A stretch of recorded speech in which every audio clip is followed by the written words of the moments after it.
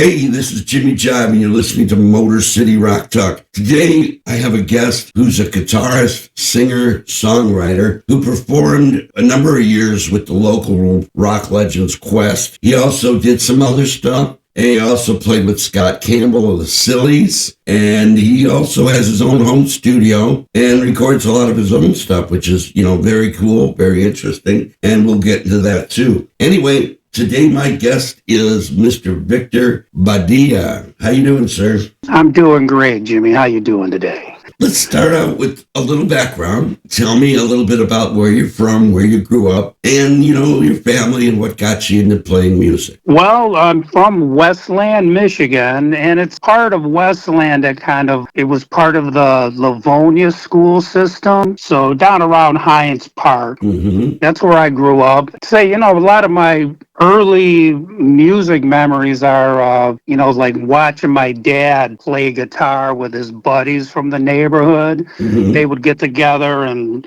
do these little jam sessions, playing blues and old country songs. So yeah, that was kind of my earlier memories, but I kind of got started in music in, I guess around 73, 72, 3. There's a family moved into my neighborhood, Dale's brothers, and they were a musical family. They had a little band going on, and the guy Greg Dales was my age, and we became pretty fast friends.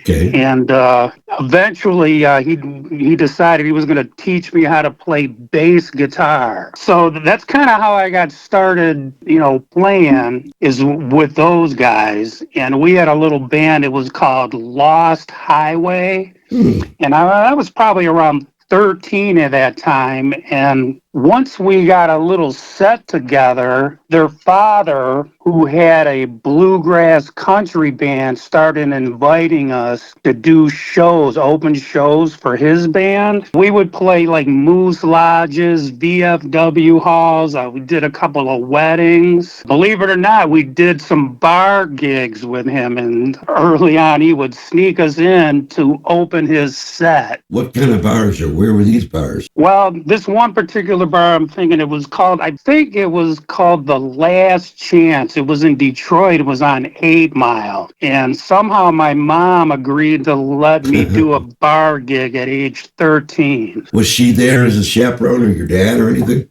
Oh, yeah, she was definitely there. She snapped a few pictures. You might be able to show those. Was that nerve-wracking your first time in a place like that? Or were you already, more or less settled in from playing the VFW halls and all that? Kind of settled. And you know what? But I'm the type, I get nervous. Even to this day, I have a bundle of nerves until that first chord is hit. Were you getting paid for these gigs? Did you make money doing these? You know what, Jimmy? I can't remember if we were getting paid or not. Maybe some of them. I don't remember, collecting the cash or anything. They dole you out a sandwich or something at the bar and grill, something like that. Yeah, I've been there. But the Dales brothers, that was a pretty good thing. And the kind of segues into my later story too, with the youngest of the Dales brother, Gary. But I can touch on that a bit later. But I'll continue with the timeline. Eventually, that family decided to move back to Virginia. And we were in high school at that time. And around that time, I met the guys that were in that band Quest. Oh, yeah. We were still in high school. And they were in high school too, or are they older than you? Well, Ed, Doug, and Glenn are all my age. We were all in the same grade together. Okay. They invited me to go see their band play. I think they were playing Emerson Junior High. They were doing a dance or something. And I went up to see them, and they were really excellent musicians. I mean, even at that time, those guys were very skilled, way more skilled than I was. I got it into my mind that I had to be a part of this outfit. So, hanging around high school together, I would go to the rehearsals, and at some point, I sang a couple of songs with them, and I guess they were open to getting a front man for their band, because Ed was doing most of the singing at that time, and that's how that started with West. West. It was in high school. Now, did they have just one guitarist, Ed, or did they have two guitarists? Well, they had two guitarists. Keith, he's a few years older than we were, and he's the guy that kind of got us playing in bars, like as soon as we got out of high school. Right. So he was a little older, and he knew about those things. And what were some of the bars you guys started out playing in at that time? What bars? Yeah, what were some of the bars? I mean, the West Side Band, so was it on the West Side mostly? It was in the West Side. There was a little bar in Garden City, the Wagon Wheel. We used to play for the Till. So yeah, those gigs were, we were getting paid pretty much out of the gate playing those little bars. And we played the Student Body Lounge on Telegraph Road. No, that was on Warren. Oh, was it? Yeah, Warren, cool little place. Yeah, and that's where we were gigging in there one night, and we met a guy that he ended up managing us over for a few years and booking shows. Mm-hmm. Was he part of a management company, or was he just independent? Well, he was an independent guy, but he had a long history in town. He had some bands that played at the Grandy Ballroom. Oh, wow. And he was involved kind of with the Frigid Pink band a little bit. Oh, yeah. Did you guys, obviously you'd play the Token in the Studio Lounge and those places, and maybe even Center Stage if that was around, which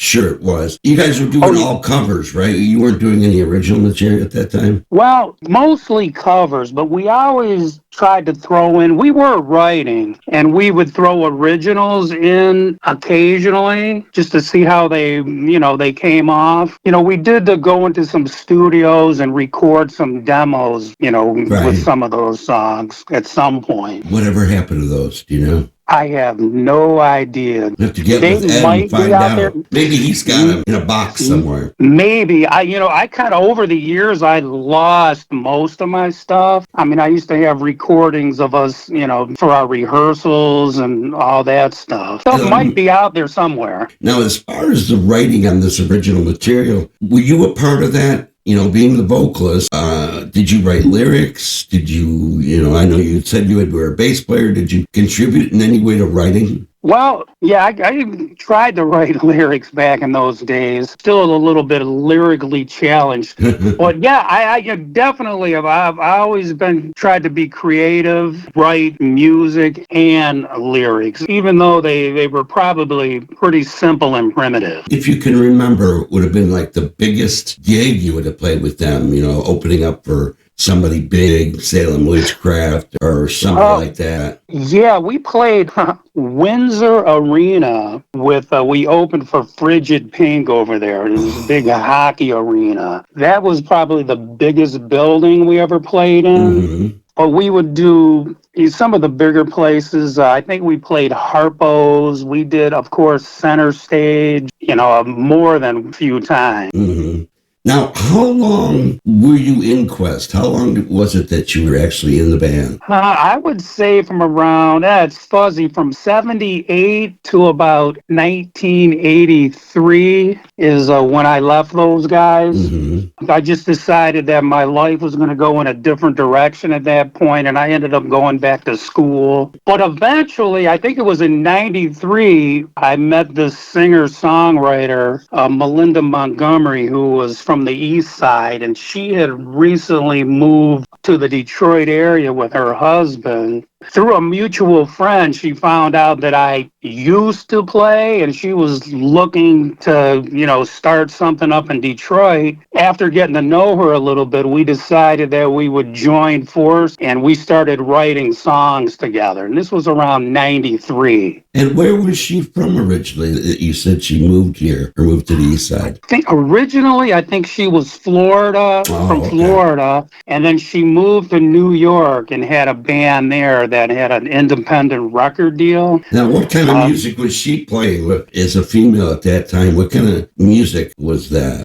I would say it was kind of new wave pop. Okay. I mean, there's some stuff out there on YouTube that, if anybody was interested. Her band was called Hurricane Jones. So, yeah, there's stuff out there. She's an excellent songwriter. And eventually, we started recording at my home studio because I was in St. Clair Shores at that time. Okay. And we started doing some demos. We had cassettes. Some of that stuff was going to segue into meeting Scott Cambell, who had a radio show, and he would play our demos on his radio show.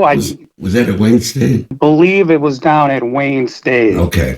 That little studio I had, it was a little home studio. Yeah. Believe it or not, when I worked, in the Detroit auto plants, I ended up getting a job in one of the big auto plants. There's a ton of musicians in there, and we find each other. And I started recruiting, like one of my good friends, Gerald Mitchell. He was a piano player, and he ended up being very successful with the techno outfit called the Underground Resistance. He helped me, on some of those early recordings over at my Avalon studio. I ended up he put out a few records that are pretty popular in that genre. They were recorded at my studio over there. What was this, like a 4-track cassette deal that you were recording, or had you gotten something bigger? Yeah, I had a little ADAT set up with a 16-channel Mackie at that time. So Melinda and I, we re-recorded a bunch of songs. At some point, we had some releases on some of these local compilation CDs. And at one point, we put out our own CD, too. What name did you and her go by? Did you have a band name, or what were you going by? Well, it was under her name. Oh, okay. But, yeah, Melinda Montgomery. But, these days I call it the Montgomery Badia Project. Right. Now, who else was in that? Was it just you two recording this stuff? Well, mostly it was us recording, and we would bring in some players. We were friendly with some players around town. I mean, Scott Cambell played with us for a little bit, and just some other local players. We would go up to the Caju Cafe on Sundays, and they always had like a big jam session up there. And we met a lot of people through that. Even at some point, there was a Caju Cafe compilation that we were part of. That was out there too. But some of our stuff, we got some local airplay. We had airplay on WDET and a few other stations around town. How long did that last? How long did you continue doing that with her? Well, I'd say that project probably ended in the mid-90s. So not that long.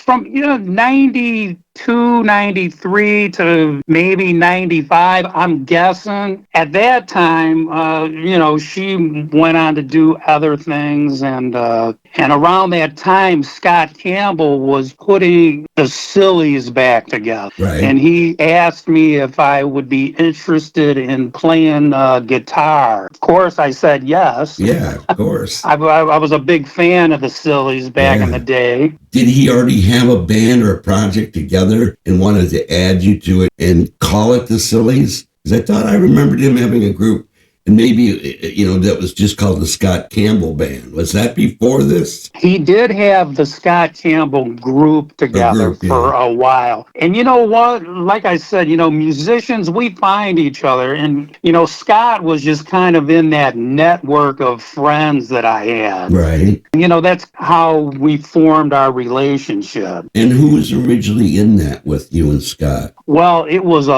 Scott is notorious for having a lot of musicians filter through the Sillies.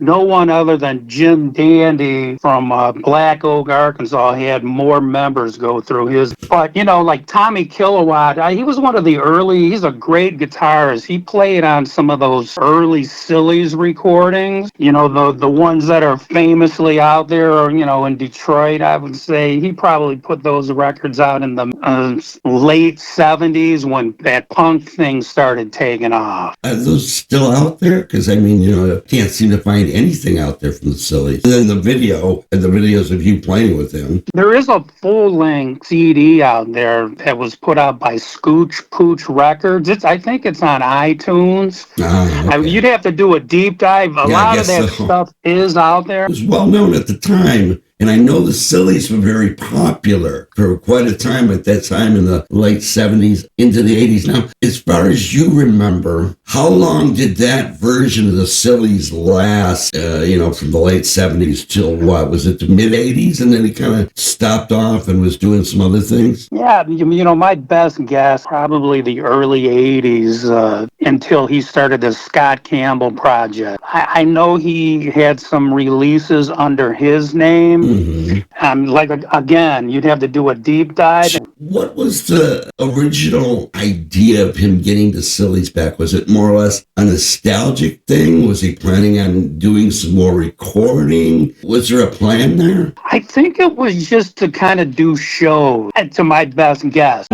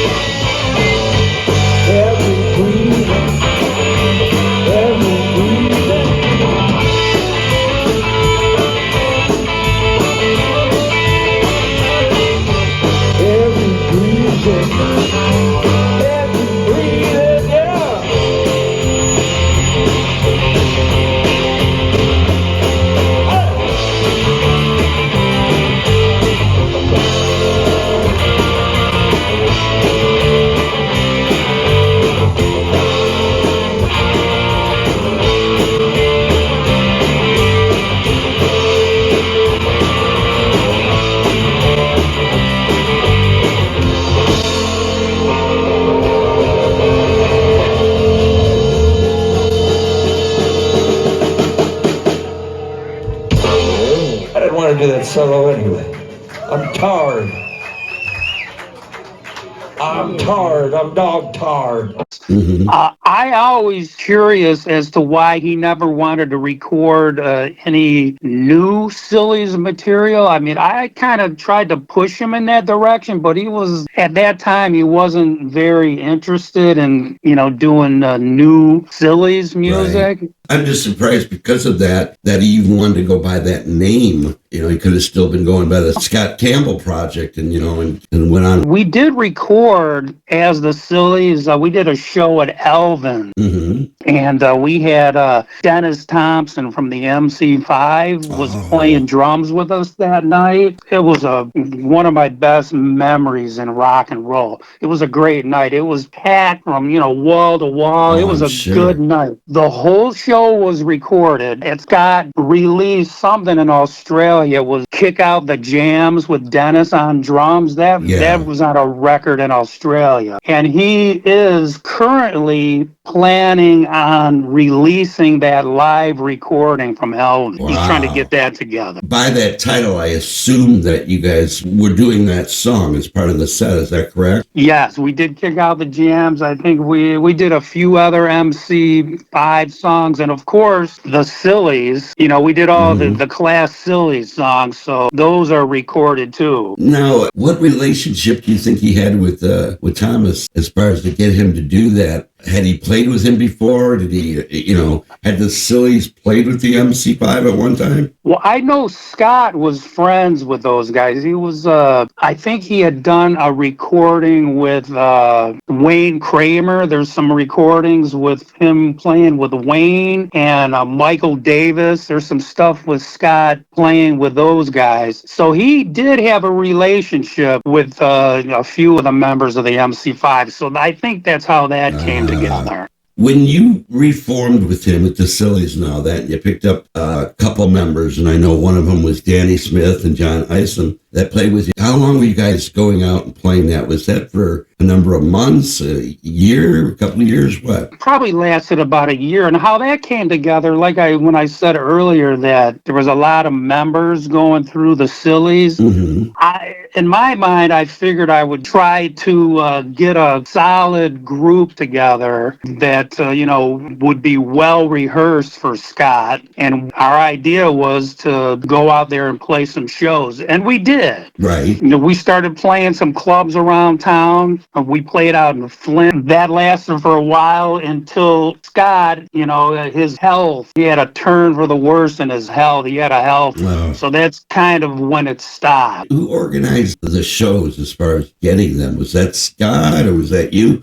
Who was actually booking the band? Well, Scott would book shows. I would book shows. I mean, I knew some club owners from my years around town. How was the initial response to bringing back the Sillies and that? I mean, were you headlining? Were you opening for other bands? How did that go, and how were you guys taken in? Well, we had some good reaction. It's always weird when you kind of reform these things, at least in my mind. Right. Not the original guys, but Scott had some really good songs, and they were fun to play. So I think that's kind of his plan, was to, keep those songs kind of going. Now, had he approached or tried to find any of the original members when he wanted to reform the Sillies, or were they all pretty much scattered and gone?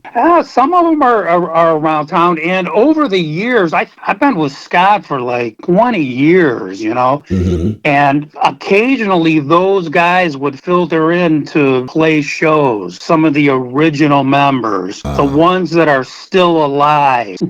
Such as it is, man, life goes on. Now, with any of these, going back to Quest, going back to the stuff you were doing with, what was her name? Gentry?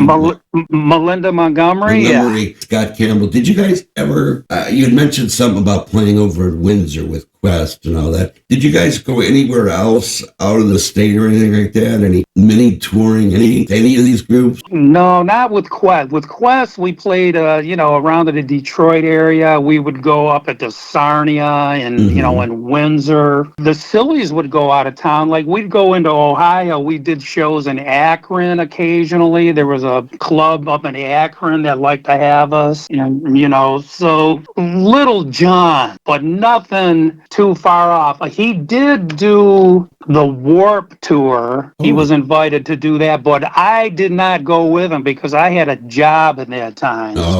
Now, as far as the Sillies and the type of music they played, did they ever... I mean, I know they made a video for out in California. I believe it was for a song, Heavy Breathing or something. Was that it? Yeah, I think it was Heavy Breathing. Did that group ever, other than that, like, did they go places like CBGB's or any of the punk clubs out of state? Do you know?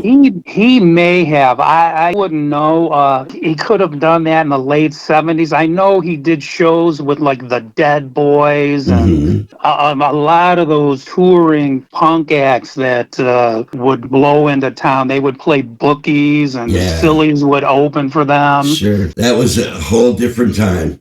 Just to kind of just do full circle, I've always maintained like some kind of recording stuff, and I've always recorded my own stuff. I always try to be creative.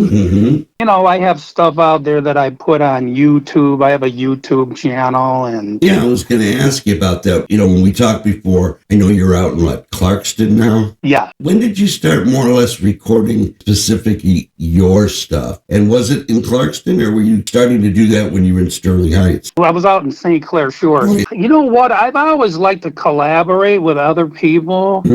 But, when it's hard to keep any bands together, and it can get kind of weird. So, I tried to focus on, I can do my own stuff. Less stressful. It's a good creative outlet for me. You can take your time and get it right, too, all that, sure.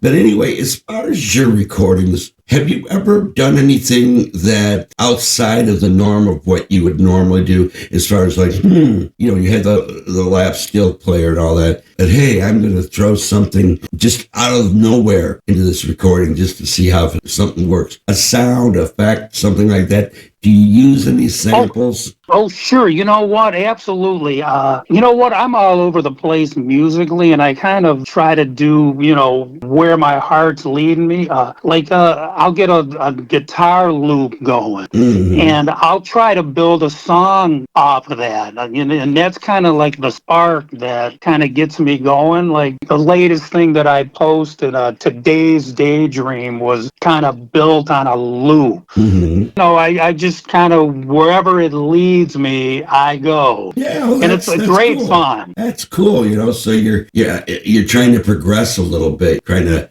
stretch the boundaries. And now, do you have any aspirations? Like I said earlier, you're a year older than me, and I don't really have any other than doing the show. About maybe playing out again at all? Do you have any aspirations to do that, or are those days pretty much done? Well, no, you know what? I'm not opposed. John and Danny from Jackson and I, we've been friends forever. We've talked about getting something together to do live. I mean, we've even had a couple of singers show up over at John's rehearsal space. And usually, we get these guys around and we'll rehearse them for a month or two, and then they just disappear. Right. So, and I'm not really looking to front a band anymore. I just kind of want to play guitar and kind of be in the background a little more. It's too much work fronting bands. Oh, right. Yeah. What kind of music were you guys playing with Danny and John? They're getting more like the punk stuff, new wave punk? It was kind of a mix of like rock, punk. A couple of these guys brought original material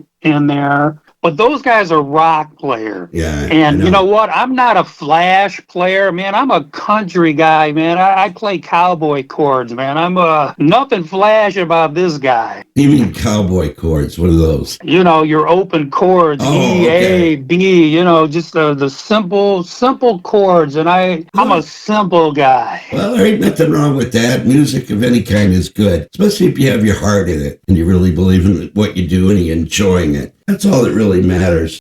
Well, anyway, Victor, I'm going to let you go. It's been really fun talking to you and stuff. Learned a lot. I hope you enjoyed yourself. Thank you very much for, letting me be a part of your show. I'm a fan. You know what? I'm looking forward to seeing what else you're coming out with. Thank you again. Well, okay, buddy. We'll talk to you again soon. You take care. Thanks a lot. All right, buddy. Bye. Well, that was Victor Badia, who, like he said, started out playing in Quest. He was the lead vocalist, went to school with them in the Livonia Westland Schools area, played out quite a bit. Quest was big. They played all over the place, every bar like he was mentioning, and many more. Then he got into that other little project for a while. And then, of course, building a relationship with Scott Cambell, having reformed the Sillies with Scott Cambell, and having going out and playing some really cool gigs with them. Also, Victor, like he said, he's got a lot of his own original music that you can check out on YouTube. Really good stuff. Different like kind of country, new wave, rock, a little bit of everything.